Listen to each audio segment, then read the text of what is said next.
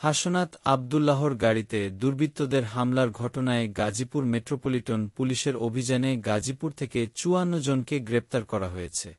তার আগে ৪ মে সন্ধ্যা ৬:৩০টার দিকে গাজীপুরের চান্দনা চৌরাস্তায় জাতীয় নাগরিক পার্টির এনসিপি দক্ষিণাঞ্চলের মুখ্য সংগঠক হাসনাত আবদুল্লাহর গাড়িতে দুর্বৃত্তরা হামলা চালায়।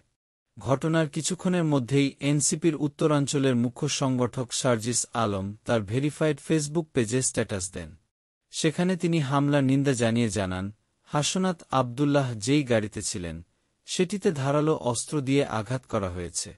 আরও জানান, প্রায় ১০ থেকে ১২ জন সন্ত্রাসী গাজীপুর এলাকায় এ হামলা চালায়। হামলার ফলে গাড়ির কাচ ভেঙে গেছে বলে উল্লেখ করেন তিনি। সার্জিস আলম আশপাশে থাকা লোকজনকে দ্রুত এগিয়ে এসে হাসনাতকে নিরাপত্তা দিতে আহ্বান জানান। এদিকে গাজীপুরে বৈষম্যবিরোধী ছাত্র আন্দোলনের নেতারা অভিযোগ করেছেন, আওয়ামী লীগের সহযোগী গোষ্ঠী এই হামলার সঙ্গে জড়িত। তারা বলেন, এর আগেও বৈষম্যবিরোধী আন্দোলনের নেতাদের লক্ষ্য করে গুলি চালানো হয়েছিল, যেখানে মূল লক্ষ্য ছিলেন হাসনাত আবদুল্লাহ।